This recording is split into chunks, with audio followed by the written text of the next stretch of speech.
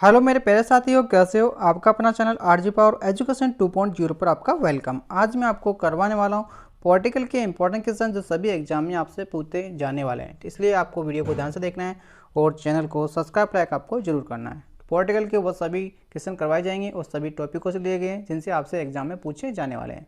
तो आपको वीडियो को ध्यान से देखना है, ठीक है। चलते हैं आपके सामने फर्स्ट क्वेश्चन पर। इंपॉर्टेंट क्वेश्चन होगा और 2022 का क्वेश्चन है, आपको बताना होगा यानी भारतीय संविधान को वर्ष 2022 तक कितने भागों में विभाजित किया गया है।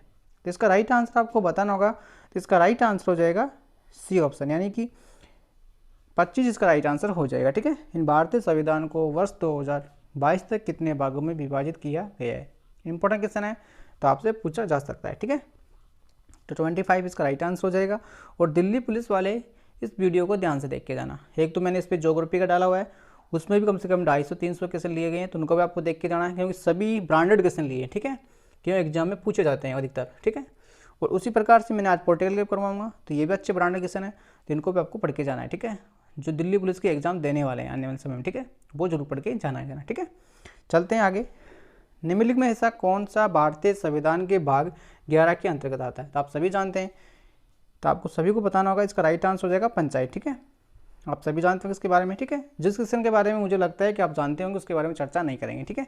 आगे चलते हैं। भारतीय संविधान के 4th भाग में कौन सा प्रावधान है, तो आप सभी को पता होना चाहिए। इन भागों से क्वेश्चन पूछे जाते हैं कि दूसरे भाग में कौन सा आता है, तीसरे में कौन आता है, चौथे में कौन आता है, ऐसे 20 तक पूछे जाते हैं।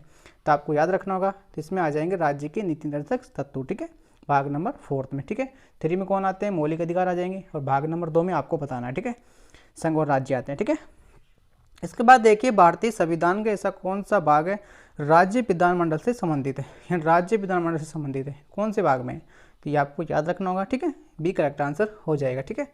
फिर देखिए, मौलिक अधिकारों के अध्ययन से हटाए जाने के बाद भारत के संविधान के किस भाग में संपत्ति का अधिकार जोड़ा गया था, यानी कौन से भाग के तहत, तो ये आपको याद रखना होगा। सी करेक्ट आंसर आपको याद रखना होगा। इंपॉर्टेंट क्वेश्चन है, याद रखना आपका काम है, ठीक है, मेरा काम आपको बताना है, ठीक है। फिर देखिए, भारतीय संविधान का ऐसा कौन सा भाग है जो नागरिकता से संबंधित है, इन नागरिकता के बारे में बताया गया है, इन कौन से भाग में, तो आप सभी को पता होना चाहिए, दूसरे भाग में है, ठीक है।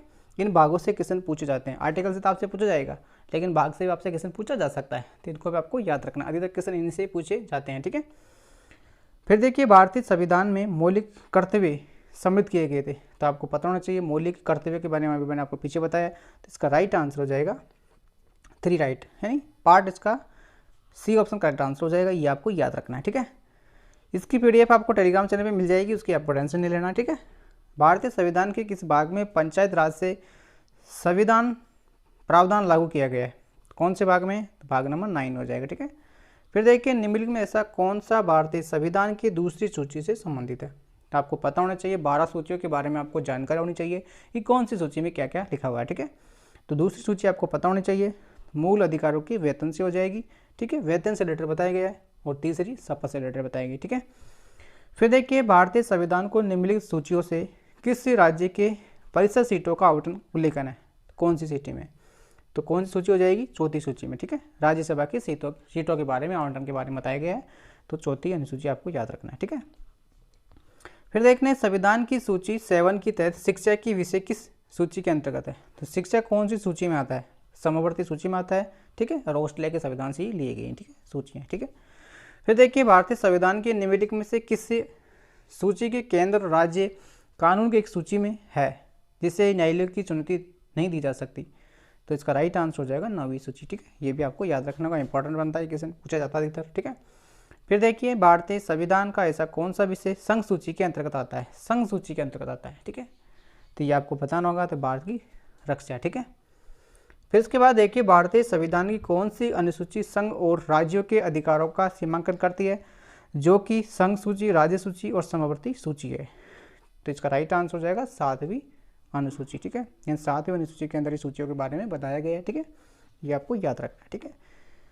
भारतीय संविधान की किसी अनुसूची में दल बदल के आधार पर अयोग्यता के प्रावधान का उल्लेखन किया गया है। इंपॉर्टेंट क्वेश्चन बनता है ये, इसको पूछा जाता है, तो 10वीं सूची आपको याद रखना होगा, ठीक है। फिर देखिए, भारत के संविधान की 11वीं अनुसूची में निम्नलिखित से कौन सा विषय सम्मिलित है, 11वीं अनुसूची में 11वीं और 12वीं के बारे में आपको पता होना चाहिए, ठीक है, 74वें संविधान के तहत, ठीक है। तो इसका राइट आंसर हो जाएगा स्वास्थ्य और स्वास्थ्य स्वच्छता से संबंधित हो जाएगा, ठीक है। फिर आगे देखिए, भारतीय संविधान की 7वीं अनुसूची की राज्य सूची निम्नलिखित में किसका उल्लेखन करती है? इसका राइट आंसर हो जाएगा सट्टेबाजी और जुआ से, ठीक है, 7वीं अनुसूची में जो राज्य से रिलेटेड है, ठीक है। फिर देखिए, केंद्रीय अन्वेषण ब्यूरो भारतीय संविधान के 7वीं अनुसूची किस सूची के अंतर्गत आता है? तो ये आपको याद रखना होगा, संघ सूची के अंतर्गत आता है, ठीक है। एक करेक्ट आंसर हो जाएगा। निम्न में से कौन सा सही सुमेल नहीं है? तो कौन सा नहीं है? अनुच्छेद, ठीक है। अनुच्छेद 79 सर्वोच्च न्यायालय से संबंधित है, तो ये गलत हो जाएगा, ठीक है। 114 विनियोग विधायक सही हो जाएगा, ठीक है। और अनुच्छेद 280 वित्तीय आयोग से रिलेटेड हो जाएगा, और अनुच्छेद 312 अखिल भारतीय सेवा से हो जाएगा। ये आपको बताना है किससे रिलेटेड है। 79 संसद, इसका राइट आंसर पार्लियामेंट से रिलेटेड है, ठीक है। फिर इसके बाद देखना आगे, भारतीय संविधान के निम्नलिखित में से किसी अनुच्छेद के प्रावधान की 14 वर्ष से कम आयु के किसी भी बच्चे को काम पे नहीं जाएंगे? तो कौन से आर्टिकल में बताया गया है? ये आर्टिकल आपको याद रखना होगा, 23 से 24 होता है, ठीक है, ठीक है। फिर इसके बाद देखिए, भारतीय संविधान के अनुच्छेद 83 के अनुसार एक साथ समयबद्ध संसद के दोनों सदनों का संबोधन कर सकते हैं? तो इसका राइट आंसर हो जाएगा राष्ट्रपति, ठीक है। मैंने आपको पहले क्वेश्चन करवाए थे, वो थे आपके भागों से रिलेटेड, ये कौन से भाग किस किस में आता है। उसके बाद करवाया मैंने सूचियों से, अब इसके बाद करवा रहा हूँ आपको आर्टिकल से। इसी प्रकार से मैं सभी करवाऊंगा आपको, सभी टॉपिकों से मैंने आपसे क्वेश्चन लिए गए, ठीक है, सेलेक्ट क्वेश्चन, ठीक है। इसके बाद देखिए, भारतीय संविधान के निम्नलिखित में से कौन सा अनुच्छेद है जो अल्पसंख्यक हित के लिए रक्षा करता है? कौन सा अनुच्छेद है वो? तो इसका राइट आंसर हो जाएगा अनुच्छेद 29, ठीक है। आपको याद रखना है। क्वेश्चन मैं स्पीड में करवाऊंगा, लेकिन क्योंकि आपको कम समय में पूरे क्वेश्चन करवाना मेरा दायित्व है, क्योंकि मैं आपको क्वेश्चन 50 ही करवाऊँ और घंटा 1 लगा दूँ तो कोई मतलब नहीं है, ठीक है। तो इसमें मैं आपको 250 क्वेश्चन करवाऊंगा, जिसमें मैं आपको 30 मिनट में करवा दूंगा, ठीक है। ये आपको याद रखना है, ठीक है। फिर देखिए, भारतीय संविधान का निम्नलिखित में से कौन सा अनुच्छेद है संसद के दोनों सदनों की संयुक्त बैठक का प्रावधान करता है? ठीक है, दोनों सदनों की, ठीक है। दोनों सदन आप सभी जानते हैं, राज्यसभा लोकसभा होती है। इसका राइट आंसर हो जाएगा 108, ठीक है। यानी भारत के संविधान का निम्नलिखित में से कौन सा अनुच्छेद है जो संसद के दोनों सदनों की संयुक्त बैठक का प्रावधान करता है? इसका राइट आंसर हो जाएगा अनुच्छेद 108, ठीक है। फिर देखिए, भारत के संविधान के अनुच्छेद 112 फर्स्ट के अनुसार निम्नलिखित में से यह सुनिश्चित करने की जिम्मेदारी सौंपी जाती है कि संसद के दोनों सदनों के समक्ष व्यय का वार्षिक विवरण रखा गया है।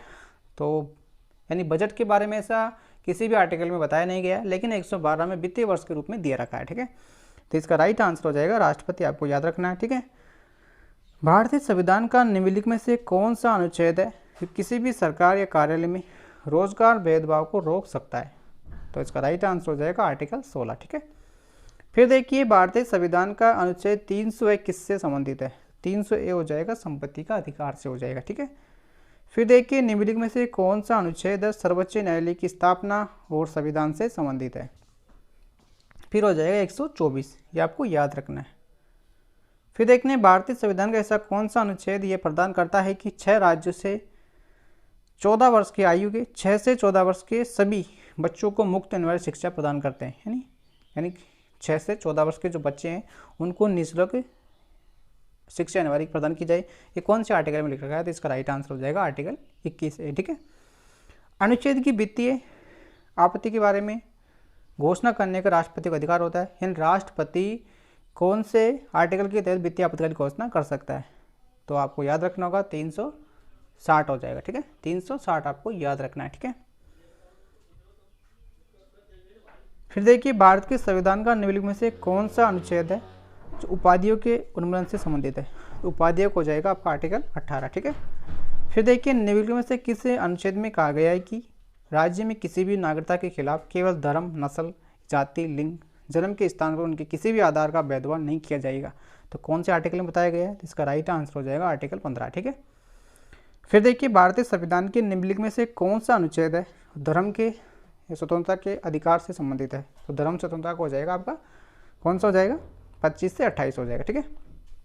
फिर देखिए, संसद की सदस्यता के लिए योग्यता का मुद्दे भारत के संविधान के निम्नलिखित में से किस आर्टिकल के अंतर्गत आता है? तो इसका राइट आंसर हो जाएगा आपका 84, ठीक है। याद रखना होगा, इंपॉर्टेंट क्वेश्चन है, ठीक है। फिर देखिए, निम्नलिखित में से ऐसा कौन सा मौलिक अधिकार है जो देश में आपत्ति घोषित यानी आपातकाल की घोषणा करने पर निलंबित नहीं किया जा सकता? तो हो जाएगा आपका आर्टिकल 20 से 21, ठीक है। यानी 20 से 21 से ऐसा आर्टिकल है जिसे निलंबित नहीं किया जा सकता आपातकाल की घोषणा करने के बाद भी, ठीक है। फिर देखिए भारतीय संविधान का ऐसा कौन सा अनुच्छेद है जो कार्यपालिका से और न्यायपालिका के पृथक से संबंधित है, तो आपको पता होना चाहिए। 50 इसका राइट आंसर हो जाएगा, ठीक है। फिर देखिए अनुच्छेद 352 के तहत पहली बार राष्ट्रीय आपातकाल कब लगाया गया था। 352 के तहत जो राष्ट्रीय आपातकाल लगाया जाता है राष्ट्रपति के द्वारा, ये पहली बार कब लगाया गया था, ये लगाया गया था भैया 1962-68 में लगाया गया था सबसे पहले, ठीक है। 1962-68 में लगाया गया था, ये आपको याद रखना होगा, राष्ट्रपति के द्वारा लगाया जाता है, ठीक है। फिर देखते हैं निम्नलिखित में से कौन CAB का पूर्ण रूप से जब ये क्रिकेट से संबंधित नहीं होगा, इसका राइट आंसर आपको सेकंड याद रखना है, ठीक है। फिर देखिए भारतीय संविधान की प्रस्तावना में समाजवादी, धर्मनिरपेक्ष, अखंडता शब्द किस संविधान से जोड़े गए, ठीक है। इंपॉर्टेंट बनता है, इसको पूछा भी जाता है, तो 42 आपको याद रखना होगा, ठीक है। भारतीय संविधान के अधिकारी पाठों को हिंदी में प्रकाशित करने के लिए निम्नलिखित संवैधानिक संशोधन में से किसके तहत अधिकृत किया गया है। तो संशोधन का चैप्टर चल रहा है आपका, और अब किसका खत्म हो गया, आपका आर्टिकल का खत्म हो गया। तो 4 चैप्टर मैंने आपको कंप्लीट करवा दिए, ठीक है। फर्स्ट आपको भाग करवाई, सेकंड मैंने आपको क्या करवाया, सेकंड आपको अनुसूचियाँ करवाई, फिर उसके बाद में थर्ड आपको क्या करवाया, थर्ड मैंने आर्टिकल करवाई, और अब मैं आपको करवा रहा हूँ संविधान संशोधन। इस प्रकार से मैं सभी टॉपिक आपको करवा दूंगा इस वीडियो में, ठीक है। तो आपको बने रहना है, ठीक है। तो इसका राइट आंसर आपको देखना है, इसका राइट आंसर हो जाएगा 58वां संविधान संशोधन 1987 का, ठीक है। फिर देखिए निम्नलिखित में से किस संवैधानिक संशोधन से पांडिचेरी के एक केंद्र शासित प्रदेश बनाता है, यानी कौन से संशोधन बनाता है, तो आपको याद रखना होगा 14वां संविधान संशोधन, ठीक है। फिर देखिए निम्नलिखित में से कौन सा संवैधानिक संशोधन भारतीय संविधान में मौलिक कर्तव्य से प्रवेश करता है, तो इसका राइट आंसर हो जाएगा 42वां, ठीक है। फिर देखिए जब मतदान के अधिकार को आयु 21 वर्ष से घटाकर 18 कर दी गई थी भारत के राष्ट्रपति, तो इसका राइट आंसर हो जाएगा R वेंकटरमन, ठीक है, उसके समय, ठीक है। फिर देखिए भारतीय संविधान के संशोधन अधिनियम ने भारत की वस्तु और सेवा कर GST शुरू की गई थी, तो कौन सा संशोधन, तो हो जाएगा 101, आप सभी जानते हैं, ठीक है। पार्लियामेंट के द्वारा 73वां 74वां संविधान संशोधन किस वर्ष पारित किया गया था, आप सभी जानते हैं, अनुसूचियों के अंदर आता है ये 92 में, इसका राइट आंसर हो जाएगा, ठीक है। फिर इसके बाद देखते हैं भारत के निम्नलिखित राष्ट्रपतियों में से किसने भारत के संविधान के 100वां संविधान संशोधन को स्वीकृति प्रदान की थी। 100वां जो संविधान संशोधन हुआ था, तो कौन से राष्ट्रपति के द्वारा स्वीकृति प्रदान की गई थी, तो हो जाएगा प्रणब मुखर्जी, ठीक है, ये आप सभी जानते हैं, ठीक है।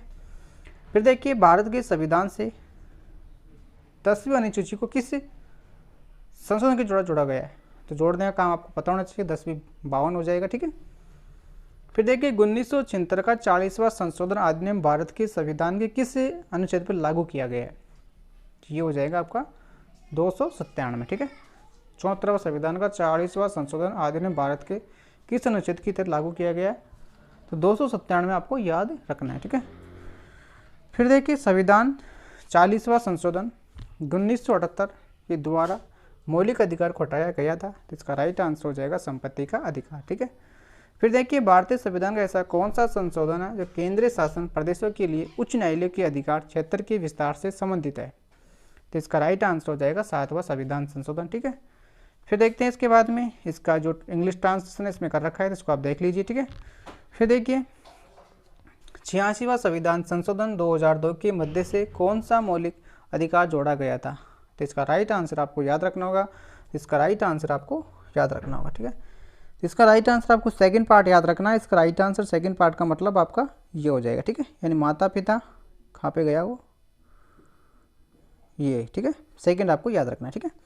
ये इंग्लिश में इसमें दे रखा है, उसका ट्रांसलेशन यहाँ पे कर रखा है, ठीक है। आगे देखते हैं भारत के संविधान के भारतीय नागरिकता के लिए विचार, अभिव्यक्ति, विश्वास या विश्वास और पूजा की स्वतंत्रता आपको बताया गया है, तो किसमें बताया गया है, तो प्रस्तावना में बताया गया है, ठीक है। निम्नलिखित में से किसे संविधान की आत्मा के रूप में वर्णित किया गया है, तो किसको किया गया है, राज्य के नीति निर्धारक सिद्धांत, ठीक है। फिर आगे चलते हैं भारतीय संविधान की प्रस्तावना के बारे में निम्नलिखित में से कौन सा कथन सही है बेटा, तो इसका राइट आंसर आपको बताना होगा, तो प्राप्त किए जाने वाला उद्देश्य को इंगित करना, यानी बी करेक्ट आंसर होगा, ठीक है। संविधान का 42वां संशोधन अधिनियम 1976 के द्वारा प्रस्तावना से निम्नलिखित में से कौन सा शब्द जोड़ा गया है, तो इसका राइट आंसर हो जाएगा समाजवादी शब्द को जोड़ा गया है, ठीक है। 42वां संविधान संशोधन 1976 के तहत, ठीक है। एक ही संविधान में एक ही प्रचलित कथन जो संविधान के कारण से मार्गदर्शक मूल्यों को बताते हैं, उसे क्या कहा जाता है, तो उसे कहा जाता है प्रस्तावना। ठीक है, इसके बाद देखिए निम्न में ऐसा कौन सा शब्द है जो भारतीय संविधान की प्रस्तावना में सम्मिलित नहीं है, यानी भारत की संविधान की प्रस्तावना में सम्मिलित नहीं किया गया है। उसको राइट आंसर हो जाएगा संघवाद को। ठीक है, यानी फोर्थ इसका राइट आंसर हो जाएगा। फिर देखिए भारतीय संविधान में एकल नागरिकता की अवधारणा किस देश से ली गई? एकल नागरिकता हो जाएगी आपकी इंग्लैंड से। ठीक है, एकल नागरिकता हो जाएगी इंग्लैंड से। और आयरलैंड से क्या लिए गए? आयरलैंड से आपके सूचियाँ ली गई है। ठीक है, वो जर्मनी से क्या लिया गया है ये आपको बताना है। ठीक है, निम्नलिखित में से किस देश से भारत ने सरकार की संसदीय प्रणाली उधार लिए गए? यानी संसदीय प्रणाली किस देश से ली गई है? तो संसदीय प्रणाली हो जाएगी आपकी ब्रिटेन से। ठीक है, फिर देखिए निम्नलिखित में से किस देश का सबसे लंबा लिखित संविधान? तो आप सभी जानते होंगे इसके बारे में, तो भारत आप जानते ही हैं। ठीक है, फिर देखिए भारतीय संविधान की प्रस्तावना समाजवादी, धर्मनिरपेक्षता और अखंडता शब्द किस संविधान संशोधन से जोड़े गए हैं? तो आपको पता होना चाहिए 42वां संविधान संशोधन 1976 याद रखना है। ठीक है, फिर देखिए भारत के मूल संविधान में कितने अनुच्छेद थे? तो आपको पता होना चाहिए 395 ही है। पहले भी 395 थे, आज भी 395, लेकिन इनके अंदर भाग ऐड किए जाते हैं। ठीक है, संख्या वही रहती है लेकिन इनके भाग ऐड कर दिए जाते हैं। ठीक है, फिर देखिए निम्नलिखित में ऐसा कौन सा विकल्प है जो भारत को एक धार्मिक रूप के रूप में वर्णित करता है? तो इसका राइट आंसर हो जाएगा प्रस्तावना। ठीक है, याद रखना है। ठीक है, पॉलिटिकल के इंपॉर्टेंट क्वेश्चन लिए गए, इनको पढ़ने के अलावा आप एग्जाम बैठ जाइए, आपका कोई भी क्वेश्चन गलत नहीं होगा पॉलिटिकल से। ठीक है, क्योंकि सभी क्वेश्चन लिए गए, पॉलिटिकल आप सभी जानते हैं बदलती नहीं है। ठीक है, करंट नहीं है जो बदल जाएगी। ठीक है, तो क्वेश्चन सेलेक्टेड पूछे जाते हैं, आप सभी जानते हैं, और टॉपिक से पूछे जाएंगे, वो टॉपिक मैं आपको करवा रहा हूँ। ठीक है, फिर देखिए भारत के सर्वोच्च न्यायालय को शासित करने वाले कानून और विधि के द्वारा स्थापित प्रक्रिया की अवधारणा को जापान के संविधान से अपनाया गया है। ठीक है, फिर देखिए भारतीय संविधान की संसदीय विशेष अधिकारी को निम्नलिखित में से किसने अपनाया गया है? तो इसका राइट आंसर हो जाएगा ब्रिटेन। ठीक है, फिर देखिए निम्नलिखित में ऐसा कौन सा अधिकार सामाजिक अधिकारी के तहत नहीं आता? यानी ऐसा कौन सा अधिकार है जो सामाजिक अधिकारों की तहत नहीं आता? तो वो हो जाएगा आपका मत देने का अधिकार।